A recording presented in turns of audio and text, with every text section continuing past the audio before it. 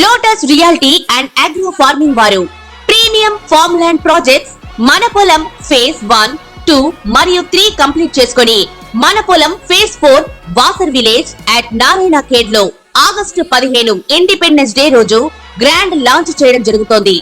Launching మరియు independence day సందర్భంగా 5 guntas land out rate లో బుక్ చేసుకున్న వారికి 1,50,000 రూపాయల డిస్కౌంట్ తో పాటు 2 గ్రాముల గోల్డ్ ఫ్రీగా ఇస్తున్నారు. పూర్తి వివరాలకు సంప్రదించండి.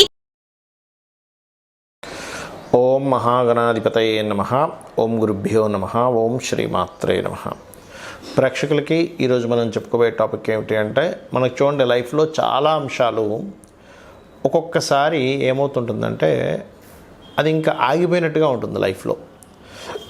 అది మన పర్సనల్ ఎదుగుదల కానివ్వండి, ధన సంబంధించిన విషయం కానివ్వండి, లేనట్లయితే పిల్లలకు కొంతమందికి చదువుకు సంబంధించిన విషయం కానివ్వండి, అదేవిధంగా వివాహం కావచ్చు, ఉద్యోగం కావచ్చు, వ్యాపారం కావచ్చు, స్ట్రక్ అయిపోయినట్టుగా ఉంటుంది. అసలు 12 లగ్నాల వాళ్ళకి ఇది ఎందుకు జరుగుతుంది, దీనికి పరిహారం ఏమిటి, దీనికి ఏమైనా రాహుకేతు సంబంధం ఉంటుందా అనేటువంటి అనేకమైన అంశాలు, అదేవిధంగా ఇక్కడ జాతకం ఉంటే ఓకే, మరి జాతకం లేనటువంటి వారు ఇలా ఆగిపోయినప్పుడు అసలు ఏం చేసుకోవాలి అనేటువంటి విషయాలు చెప్తుంది. నేనైనప్పటికీ కూడా చెప్పిస్తున్న సాక్షాత్ లలిత అమ్మవారిగా భావిస్తూ ఒక్కొక్క లగ్నం తెలియని వారి రాశి నుంచి మనం చూసుకుందాం. కన్యాలగ్నం వారికి న్యాచురల్గా ఇచ్చేటువంటి రిజల్ట్స్లో ఇది సర్పదోషం అనేటువంటిది 3, 8 లేదా 11, 12 స్థానాల్లో ఇస్తూ ఉంటుంది రాహు ఇక్కడ ఉంటే కనుక. అయితే మిగతా రాశుల్లో ఇవ్వదా రాహు ఉంటే అంటే మిగతా రాశులు ఇంత తీవ్రంగా ఇవ్వదు. మరి మిగతా రాశులు ఎలా ఇస్తుంది అంటే ఆ రాహుతో ఇంకేదైనా పాపగ్రహాలు కలిసినప్పుడు ఇస్తుంది. బట్ అది పర్సనల్ చార్ట్లో చూసుకోవాలి. బట్ ఇన్ జనరల్గా ఈ రాశుల్లో కనుక రాహు ఉంటే ఇబ్బంది ఇస్తుంది. అంటే ఏమిటి, కన్యాలగ్నం నుంచి 3వ స్థానం అంటే వృశ్చికం అవుతుంది. అక్కడ కనుక మీకు రాహు ఉన్నాడు అనుకోండి ఉదాహరణకి, అప్పుడు ఏమవుతుంది అంటే అన్నదమ్ములతో ప్రాపర్టీస్ మూలంగా మిస్కమ్యూనికేషన్స్ గొడవలు అవుతాయి. అయితే దీనికి మ్యాండేటరీ ఏంటంటే ఆ అధిపతి కూడా పాడవ్వాలి, అప్పుడు ఇంకా ఎక్కువ ఇస్తుంది. లేనట్లయితే కొద్ది దాంట్లో ఇది క్లియర్ అయిపోతుంది. అదేవిధంగా కొన్నిసార్లు మిస్కమ్యూనికేషన్స్ అన్నదమ్ములతోనే కాదు, ఒక్కొక్కసారి అవతల వాళ్ళు ఏదో చెప్పిన దాన్ని మనం అర్థం చేసుకోకుండా ఒక్కోసారి అగ్రెసివ్గా తీసుకునే నిర్ణయాలు ఉంటాయి. ఒక్కోసారి చూడండి ఏమవుతుందంటే మనకి అవతల వాళ్ళు ఏదో విషయం చెప్తారు, మధ్యవర్తితో ఎవరు చెప్తారు, మనం దాని మీద నమ్మేసి అగ్రెసివ్గా నిర్ణయం తీసేసుకొని ఒక కేసు ఫైల్ చేసేసి గొడవకి వెళ్ళిపోయి రకరకాలుగా అవతల మన ఒక మాట అనేసి ఫోన్ చేసి ఇట్లా చేస్తూ ఉంటాం. అంటే ఏమవుతుంది, రాహు వృశ్చిక రాశిలో ఉన్నప్పుడు మీకు 3వ స్థానంలో ఉన్నప్పుడు ఆ సమయంలో మనం ఏం చేస్తున్నాం అర్థం కాదు. అందుకని ఈ రాహు మూడ్లో ఉన్నప్పుడు మధ్యవర్తి చెప్పినప్పుడు మనం ఏదైనా అగ్రెసివ్ స్టెప్ తీసుకునేటప్పుడు కాస్త జాగ్రత్తగా ఉండాలి. ఇక రెండవది ఏంటంటే, మీకు అష్టమంలో ఉన్నాడు రాహు ఉదాహరణకి. ఈ అష్టమంలో ఉన్నప్పుడు పర్టికులర్గా ఈ పవర్ రిలేటెడ్ అంటే ఇంట్లో ఏదో పవర్ వర్క్ చేస్తున్నాము, లేకపోతే అగ్నికి సంబంధించిన ఇంట్లో ఏదైనా మనకి ఆడవాళ్ళ స్త్రీలది కాస్త వంట వండుకునే ప్రదేశంలోని కొన్ని జాగ్రత్తలు తీసుకోవాలి. అంటే ఏదైనా సరే మీకు అగ్ని సంబంధంగా సడన్గా వస్తూ ఉంటుంది అష్టమం కాబట్టి. 8th హౌస్ సిగ్నిఫైస్ మనకి ఆకస్మిక సంఘటనలు అని చెప్పడం జరిగింది. అలాగే మీకు లాభంలో ఉన్నాడు, చాలామంది ఏమంటారు లాభంలో రాహు ఉంటే చాలా మంచిది కదండి అంటారు. 100% కరెక్ట్. కానీ ఇక్కడ ఏ రాశిలో ఉన్నాడు, అతనిలో ఏ నక్షత్రంలో ఉన్నాడు, ఆ రాహుతో ఇంకేదైనా గ్రహం కలిసి ఉందా, ఇవన్నీ కూడా చూడాలి. లాభంలో రాహు ఉన్నప్పుడు ఏమవుద్ది, సర్వసాధారణంగా లాభంలో ఉన్నప్పుడు ఇది కొంతవరకు బిజినెస్ రిలేటెడ్గా రకరకాల ప్రదేశాలకు తిరగడం వల్ల ఒక ప్రదేశంలో ఉండకుండా అనేకమైనటువంటి ప్రదేశాలకు వెళ్ళడం ద్వారా మీకు వ్యాపార లాభాన్ని ఇస్తాడు. కానీ ఇక్కడే మోసాన్ని కూడా ఇస్తాడు. అంటే వ్యాపార సంబంధించిన విషయంలో కొన్నిసార్లు మీరు మోసపోవడం జరుగుతుంది. కాబట్టి ఈ విషయం జాగ్రత్తగా ఉండండి. మరి 12లో రాహు ఉన్నాడు, వివాహ జీవితం మీద ప్రభావం చూపిస్తుంది. అంటే ఏంటి, అనవసరమైన నీకు క్లాషెస్. 12వ స్థానం అనేటువంటిది మనకి పూర్వజన్మ కర్మ. ఎటువంటి పూర్వజన్మ కర్మ, వివాహ సంబంధించిన పూర్వజన్మ కర్మ.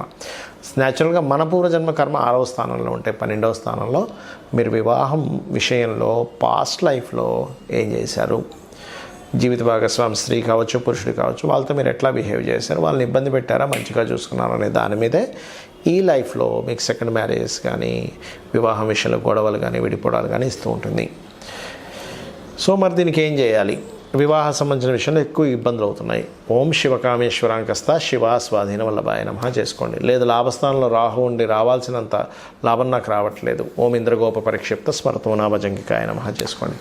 3లో రాహు ఉండి ఎక్కువ మిస్కమ్యూనికేషన్స్ అవుతున్నాయి, సూర్యభగవాను చూస్తూ ఓం మిత్రాయ నమః చేసుకోండి. అష్టమంలో రాహు ఉండడం వల్ల యాక్సిడెంట్స్ ఎక్కువ అవుతున్నాయి, ఆకస్మికంగా అప్ అండ్ డౌన్స్ ఎక్కువ అవుతున్నాయి అనుకున్నప్పుడు మీరు చేయవలసింది ఏమిటంటే సింపుల్గా మీరు సర్పసూక్తం వినడం కానీ, లేదా ఇంట్లో గరుడ పురాణం పెట్టుకుని అప్పుడప్పుడు ఆ గరుడ పురాణంలో ఉండేటువంటి అంశాలు అప్పుడప్పుడు వింటూ ఉన్నా చదువుతున్నా కూడా చాలా చక్కటి ఫలితాలు మీకు వస్తాయి. చాలామందికి లగ్నం కానీ రాశి కానీ నక్షత్రం కానీ తెలియదు, వాళ్ళు పుట్టినప్పుడు ఏ నక్షత్రం ఉందనేటువంటిది. మరి అలాంటి వాళ్ళు ఏం చేయాలి? ఇక్కడ మనకి వేదాల్లో చెప్పినటువంటి కొన్ని అద్భుతమైనటువంటి అంశాలు నేను మీకు ఇప్పుడు షేర్ చేస్తాను. ఎవరికైనా కానీ గుర్తుపెట్టుకోండి, బాగా అసలు ముందుకు కదలట్లేదు అన్నప్పుడు వాళ్ళు ముఖ్యంగా సర్పసూక్త పారాయణము, అగ్నిసూక్త పారాయణం చేసుకుంటుండాలి. ఇది పారాయణం అంటే వినడం కానీ, లేకపోతే ఇంట్లో పారాయణం చేసి అభిషేకం చేయడము, ఇట్లా రకరకాలు ఉంటాయి, హోమం చేయడం. అంత చేయలేము అనుకునేటువంటి వారు చాలా సింపుల్ రెమెడీ ఒకటి చెప్తాను. మీకు దగ్గరలో ఆలయాలు ఉంటాయి, అందులో రావి చెట్టు ఉంటుంది. ఆ రావి చెట్టు కిందని సర్ప ప్రతిష్ఠ చేసినవి ఉంటాయి. అక్కడికి వెళ్ళి చక్కగా మీరు ఒక చెంబులో, అది రాగి చెంబు కానివ్వండి, స్టీల్ చెంబు కానివ్వండి, ఏదైనా చెంబు కావచ్చు, దాంట్లో వాటర్ చక్కగా నిండుగా పోసుకొని అందులో పసుపు, గంధము, ఇంకా ఎక్కువగా తీవ్రంగా ఉంటే కొంత కుంకుమ కూడా వేసి ఆ చెంబును పట్టుకొని ఆ రావి చెట్టు చుట్టూ ప్రదక్షిణం చేసి దాని తర్వాత ఆ నీటిని ఆ మొదల్లో, రావి చెట్టు మొదల్లో వేయచ్చు, లేదా అక్కడ ఏదైనా సర్ప ప్రతిష్ఠ చేసినట్లయితే వాటి మీద కూడా వేయవచ్చు. దీంతోపాటు ఇంకొక పని చేయాలి. ఏమిటది అంటే ముఖ్యంగా 4 గ్రహాలు ఏమిటవి? కర్మకారకుడైనటువంటి శని భగవానుడు, అంటే మన కర్మ బట్టే కదా ఇట్లా ఉంది పరిస్థితి, కాబట్టి కర్మకారకుడైనటువంటి శని భగవానుడికి, మరియు కుజుడికి, కుజగ్రహానికి, రాహువు, కేతువు, ఈ 4 గ్రహాల దగ్గర దీపారాధన చేయండి. అలా కాదండి నా పర్సనల్ చార్ట్ పరంగా ఇలా ఉంది కాబట్టి ఆ పలానా గ్రహానికి, that is different. Me personal chart ఉంటే మీ పర్సనల్ చార్ట్లో అసలు ఏ ప్లానెట్ అక్కడ రిజల్ట్స్ ఇస్తుంది, దానికి దానం చేయాలా, చాంటింగ్ చేసుకోవాలా, లేనట్లయితే దానికి సంబంధించినటువంటిది ఏదైనా ఫుడ్. కొన్నిసార్లు ఎలా ఉంటుందంటే సన్ బాగా పాడైపోయాడు, ఎక్కువ గోధుమలు తింటుండడం వల్ల ఎక్కువ ఇబ్బంది వస్తూ ఉంటుంది. అట్లా ఒక్కోసారి రెడ్ కలర్స్ వేసుకోవడం వల్ల, ఆరెంజ్ కలర్స్ వేసుకోవడం వల్ల ఇబ్బంది వస్తూ ఉంటుంది. ఆ రకంగా ఏంటంటే ఒక ప్లానెట్ పాడయ్యాడు అనుకోండి, మీ జన్మజాతకంలో చిన్న ఎగ్జాంపుల్ చెప్తాను, సన్ పాడయ్యాడు, orange colour dresses important works వెళ్ళినప్పుడు వేసుకోకండి. ఇప్పుడు ఎట్లా అంటే న్యాచురల్గా రెగ్యులర్గా వేసుకోవచ్చు, రెగ్యులర్గా ఇంట్లో తిరుగుతుంటాము, వేరే పనులకు వెళ్తుంటాం, అలా కదా. ఇంపార్టెంట్ అనే అగ్రిమెంట్, లేదా ఒక పెళ్లి చూపుడు, లేనట్లయితే ఒక సంథింగ్ ఒక మాట్లాడుకోబోతున్నాం, ఒక డీల్ చేయబోతున్నాం, అలాంటప్పుడు సన్ పాడైతే ఆరెంజ్ వేసుకోకండి. అలాగే మూన్ పాడయ్యాడు, వైట్ కలర్ వేసుకోకండి. మార్స్ రెడ్ కలర్, మెర్క్యూరీ అంటే బుధుడు గ్రీన్ కలర్, మార్స్ అంటే కుజుడు, మెర్క్యూరీ అంటే బుధుడు. అదేవిధంగా గురువు క్రీమ్ ఆర్ ఎల్లోయిష్ కలర్స్ లేదా గోల్డెనిష్ కలర్స్, శుక్రుడు again white colour, Rahu cement colour అంటే యాష్ కలర్ అంటారు, కేతు మిక్స్డ్ కలర్స్లా ఉంటుంది పువ్వులుగా. ఇవి ఎప్పుడు మీరు పర్టికులర్గా ఒక పని మీద ఇది చాలా ఇంపార్టెంట్, లైఫ్లో నా లైఫ్ టర్న్ అవుతుంది ఇక్కడ అనుకునేటప్పుడు వెళ్ళినప్పుడు మీకు పలానా ప్లానెట్స్ పాడైతే ఆ కలర్స్ వాడకండి. అదేవిధంగా ప్లానెట్ బాగుంటుంది కొంతమందికి, అంటే జూపిటర్ ఓన్ హౌస్లో ఉన్నాడండి, నాకు వీనస్ ఓన్ హౌస్లో ఉన్నాడండి, నాకు మూన్ ఓన్ హౌస్లో ఉన్నాడు, పాపగ్రహాల మధ్యలో లేడు, శుభగ్రహాల మధ్యలో ఉన్నా అంటాం. అలాంటప్పుడు ఇందాక నేను ఏవైతే అవాయిడ్ చేయమన్నానో ఆ కలర్స్ ఇంపార్టెంట్ టైంలో వేసుకోండి, అప్పుడు మీకు పాజిటివ్ జరుగుతుంది. ఇది పర్టికులర్గా గుర్తుపెట్టుకోండి. అలాగే ఇక్కడ ఏదో సర్పదోషం ఉందనో, లేకపోతే ఇంకోటి ఏదో ఎల్నాడు శని ఉందనో, లేకపోతే ఇంకోటి ఏదో ఉందనో ఎక్కువగా దాని గురించి ఆలోచిస్తే తీవ్రంగా ఉండకండి. ఎందుకంటే ఈ గ్రహాలు అనేటువంటివి మనుషుల మీద పగబట్టవు, గుర్తుపెట్టుకోండి. ఇది కేవలం మనం పాస్ట్ లైఫ్లో చేసుకున్న కర్మ.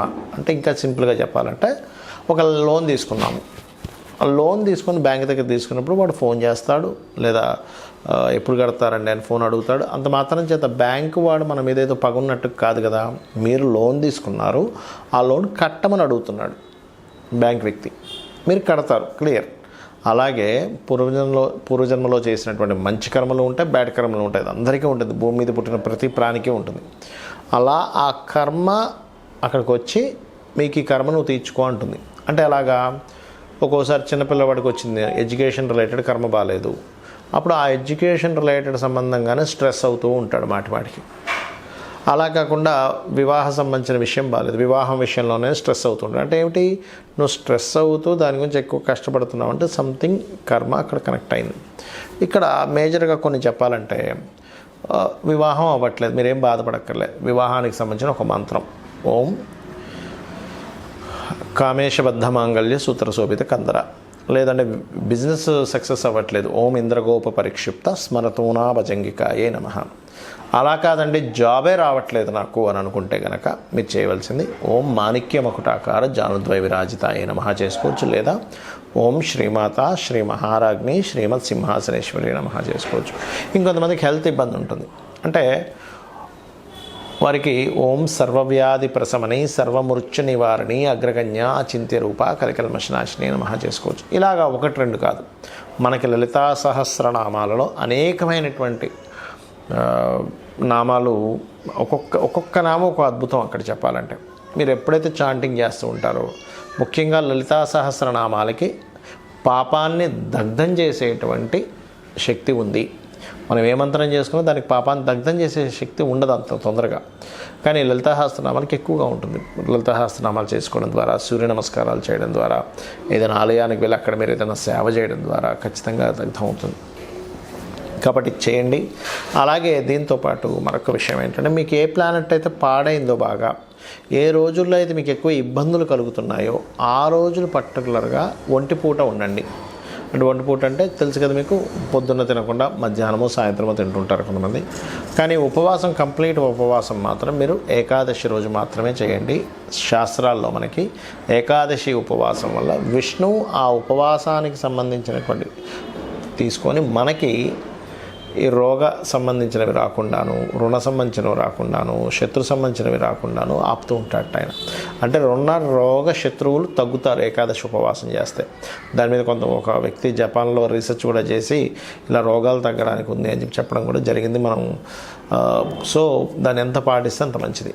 అదేవిధంగా ఇక్కడ మరొక విషయం ఏంటంటే, మీరు ఏదైనా ఒక మంత్రం చేసేటప్పుడు చాలామంది నన్ను అడుగుతూ ఉంటారు, ఏమండి మీరు ఇప్పుడు ఈ మంత్రం చెప్పారు ఎంతసేపు చేయాలి? మినిమం 40 to 45 minutes ఖచ్చితంగా చేయాలి.